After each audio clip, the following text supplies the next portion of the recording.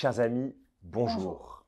Toujours un plaisir de vous retrouver en direct du 58 rue du Faubourg Saint-Honoré, Chez Ergon. chez nos amis Ergon, pour vous parler, vous l'aurez compris, non pas d'automobile, mais d'horlogerie. Évidemment, ça fait sens. Mais non. Incroyable, hein, ce qu'on peut faire ici. Incroyable. Hein. Et aujourd'hui, on va parler de Franck Muller. Muller, Exactement. qui est une marque que j'ai toujours appréciée personnellement, parce que c'est une marque qui existe quand même depuis, qui est présente dans l'univers horloger depuis pas mal de décennies, les années 80 environ. Mais ça, on va revenir sur l'histoire. Très gros succès chez les Juste Italiens. après, exactement, même en Suisse, c'est cette boutique au milieu des lignes de tram là, avec Place Bel Air. Place Bel Air, avec, avec vraiment toute la typo. Franck Muller, on l'a présente dans les années 90. Avec les heures folles, avec les couleurs, les J'adore index. cette boutique. Pour moi, elle est synonyme de Genève quand j'y pense. Tu penses pas à moi quand tu penses à Genève? Ah si, oui. Oui, quand j'arrive à Genève-Cornavin, je pense que à toi. Vraiment, c'est synonyme. Parenthèse close. Elle est pas du tout gênante. Et pas du tout gênant, voilà, il n'y a que du bonheur. Il n'y a pas de entre ça nous. entre Il nous. n'y a pas de ça, pas de chichi.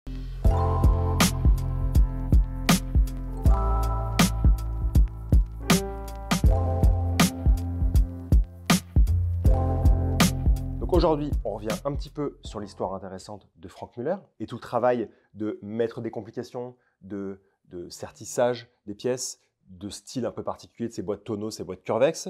Et ensuite, on va dériver petit à petit vers les collections actuelles. On va évidemment parler de Vanguard, qui est une des grosses collections. Et aujourd'hui, je dois dire que les montres me vont à peu près parce que quand on parle de montres féminines chez Franck Muller, la taille est bonne, les proportions sont juste parfaites. Et bien, du coup, on va y aller. Il faut savoir que Franck Muller, à l'origine, c'est un grand horloger. C'est un grand horloger qui a du talent puisqu'il sort avec un super diplôme de l'école technique supérieure d'horlogerie. Il va notamment avoir la responsabilité quand même de restaurer des très très belles pièces de montres de poche, notamment Patek Philippe dans l'atelier d'un autre horloger très connu qui s'appelle Sven Andersen. Et il va, et d'ailleurs on retient aussi, tu sais qu'il avait pris quand il était dans son école une montre Rolex et qu'il avait mis à l'intérieur un quantième perpétuel avec de la rétrograde qui a été acquis sous une autre forme après par Jay-Z quand même, il faut le dire. Un paramètre qu'il ne faut jamais oublier quand on pense à Franck Muller, c'est que c'était un ouf de complications. C'était un génie créatif qui a développé, qui a conçu, qui a imaginé des complications dans des formes, dans des boîtiers et dans des innovations qu'aujourd'hui, peu, en tout cas, au sein d'un même homme, d'un même cerveau, a pu arriver à faire tout ce que Franck Muller a fait. Complètement. Et ça arrive véritablement dans les années 80. Au début des années 80, il commence déjà à produire des boîtiers, à produire des calibres avec son propre style, avec sa propre identité. Et c'est ça qui va amener petit à petit au développement du nom, au développement de la marque Franck Muller. Sachant que sur les premiers cadrans des montres Franck Muller, ce n'était pas écrit Franck Muller. Non, pas du tout. Qu'est-ce que c'était marqué du coup? Franck Genève. Magnifique. Tu sais tout par cœur. Et oui. C'est mieux que moi. Non, pas mieux que toi. Je ne dirais pas ça, mais je sais beaucoup de choses. Et Franck Muller n'aurait pas été Franck Muller totalement sans un autre personnage qui s'appelle Vartan Sirmakes et que tu connais. Évidemment, quand on habite Genève, et à plus forte raison quand on a habité comme moi à Gentot, puisque nous allons y venir, le siège de Franck Muller est basé à Gentot. Mais ça, on va parler de ce fameux Watchland dont et Vartan Sirmakes et Franck Muller ont finalement créé ensemble, puisque Vartan est devenu le cofondateur de Franck Muller en s'associant. Il faut savoir d'ailleurs que Vartan Sirmakes descendait d'une lignée de joailliers qui venait d'Arménie. Donc, quand on connaît toute cette partie moyen-orientale dans la partie orfèvrerie, joaillerie, ils sont extrêmement forts sur le travail du métal, sur le sertissage, sur la capacité de reproduire finalement tous ces ornements, tout ce côté extrêmement gothique, poétique qu'on retrouve, que ce soit en Turquie, en Arménie, ou même quand on pense aujourd'hui à la grande mosquée qu'on a à Abu Dhabi, c'est absolument magnifique. Et tous ces détails créent quasiment des fresques, ce qu'on a pu d'ailleurs à certains moments retrouver dans certaines des montres de Franck Muller. Mais pour reparler de l'association entre Vartan et Franck, ensemble ils fondent leur première société qu'ils vont appeler Technowatch SA, société anonyme, bien évidemment. On parle du début des années 90. Oui, et au début des années 90 d'ailleurs, c'est là qu'on va voir en 1992 de mémoire les piliers fondateurs de Franck Muller, 7 modèles, des montres tonneaux, des montres rondes et surtout 4 premières mondiales, dont la montre la plus compliquée du monde. Montre tonneau avec le tourbillon, avec de la répétition minute, avec tout. Quand tu regardes la montre, tu peux avoir un petit malaise au début, voire si tu es épileptique, y passer carrément. Mais c'est violent, c'est fort, et c'est pour ça qu'on l'appellera Master of Complications, le maître des complications pour ceux qui n'auraient pas compris. Non, mais depuis tout ce temps où ils nous regardent, les gens sont devenus bilingues. Vous nous le confirmez, hein? Oui, je pense qu'avec toi, oui. 1992, les 7 modèles, dont des pièces un peu folles, où on va voir les premières identités, ces chiffres arabes, toujours parfois gigantesques, écrasés, allongés, les formes tonneaux, Complètement comme ci, déconstruits comme dans ça, tous les sens. Exactement. Et après TechnoWatch, tu l'avais amorcé tout à l'heure, que se passe-t-il? On parle de Watchland. Watchland, c'est quoi? C'est en fait situé au cœur de Gentot, donc juste avant le creux de Gentot. Si vous connaissez Genève, quand vous continuez au bord du lac, vous passez la Perle du Lac et vous arrivez à l'hôtel de la Réserve, vous continuez un petit peu plus loin et là, vous avez le village de Gentot qui est situé, alors on va pas dire sur les hauteurs parce que vous êtes littéralement à 35 mètres du lac, mais vous avez une vue sur le lac et vous êtes relativement proche de Genève.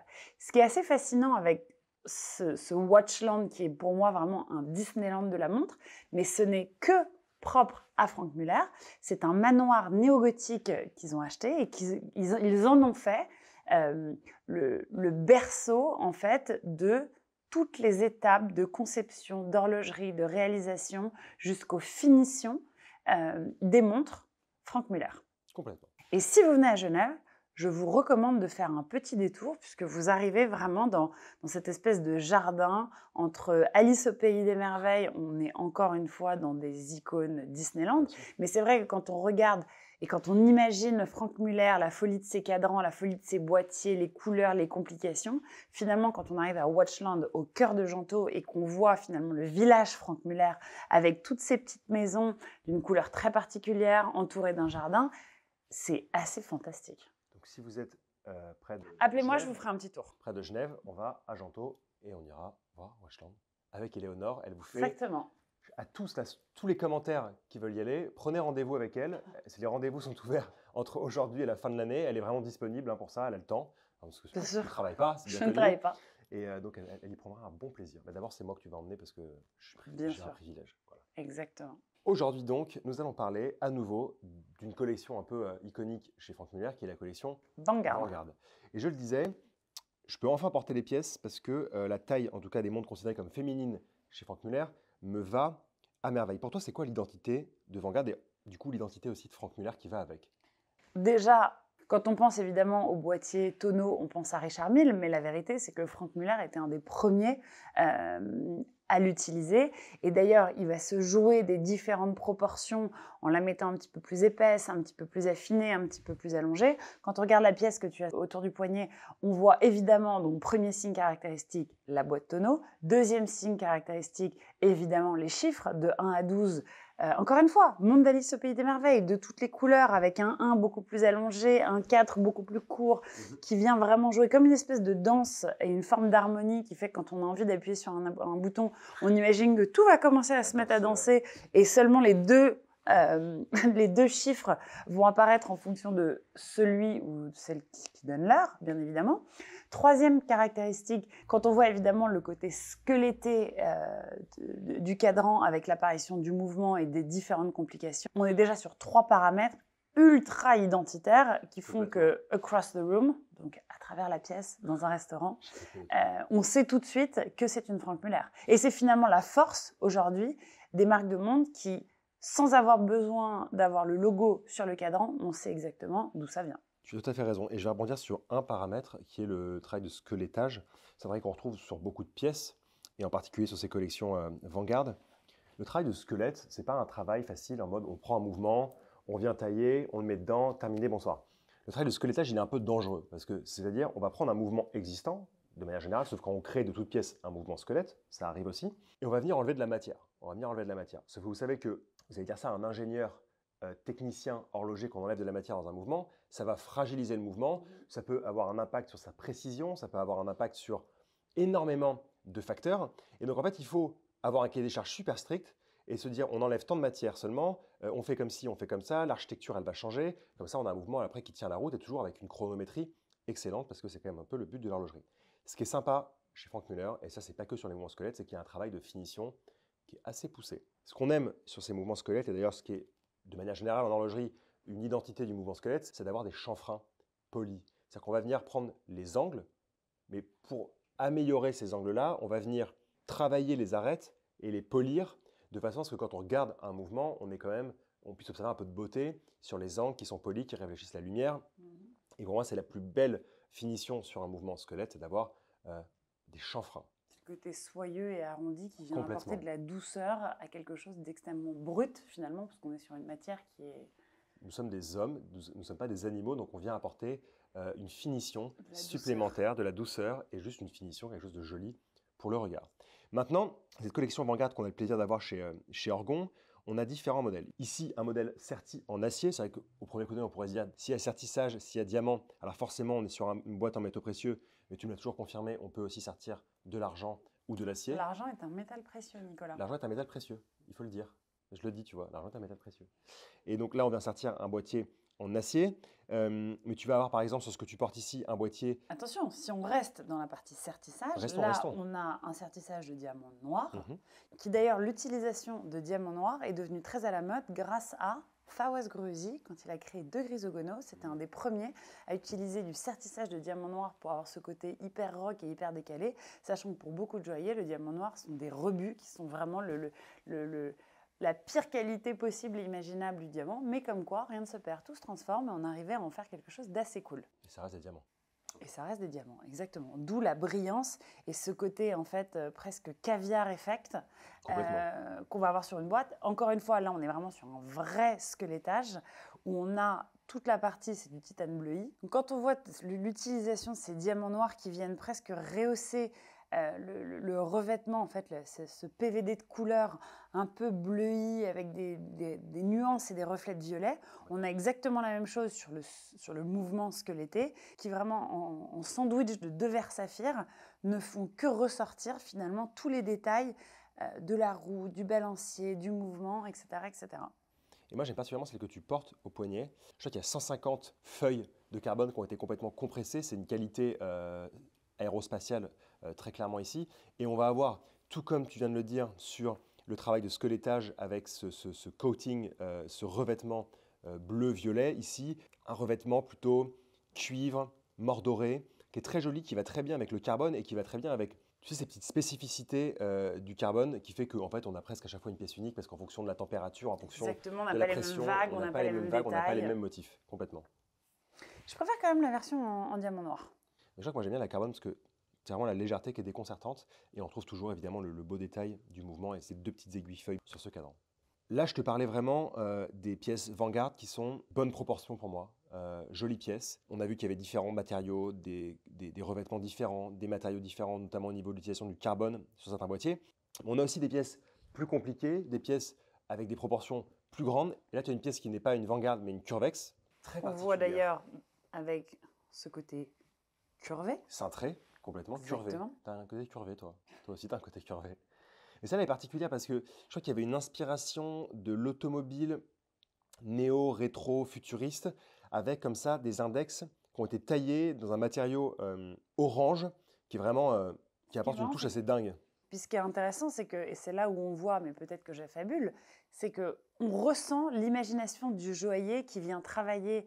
En fait, là, même si c'est un procédé innovant, coloré, et que finalement, on ne peut pas le catégoriser comme une pierre, on voit ce travail comme les baguettes de pierre qu'on viendrait sertir comme index. Là, pas du tout. C'est juste un composant orange fluo qui vient vraiment contraster le carbone, comme tu en parlais, avec ce cadran totalement noir.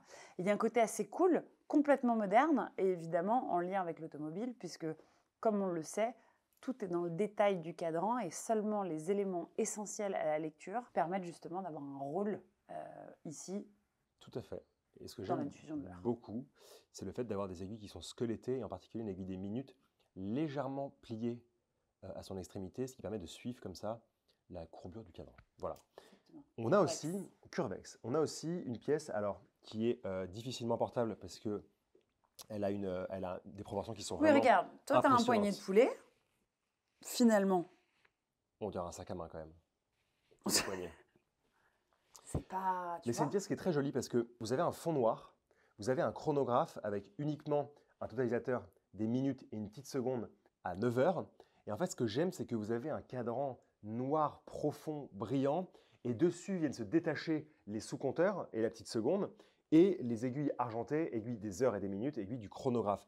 Il y a un vrai côté, j'ai un vrai affect pour cette montre, je l'aime beaucoup évidemment, la taille est vraiment imposante, mais elle a Mais un style. portable. Elle a un style. Imposante, mais portable. Imposante mais portable pour toi. Et elle a un vrai style cette montre. Elle a un Pour vrai moi, style je parce reste que- une femme avec un gros poignet. Mais quand même. Non mais genre, c'est pas choquant sur ton poignet, sur le mien, ça le sera. Et, Mais je le répète, petit poignet de poulet. On le sait, de toutes les façons, ce n'est pas ton style. c'est pas mon style. Mais c'est pas grave. Mais ça, c'est mon style. Et donc, du coup, voilà, je vous disais, on a vraiment ce côté. En fait, Moi, j'aime le détail de ces deux compteurs où on voit finalement des espaces qui sont probablement doubles à gauche et simples à Oui. droite.